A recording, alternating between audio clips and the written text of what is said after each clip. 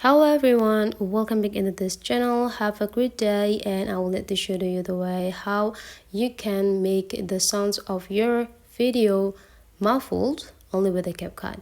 So you already have this video with this audio. Let's check it out. Hello people, so those are the normal audio guys, and I'll let you change it into the muffled one.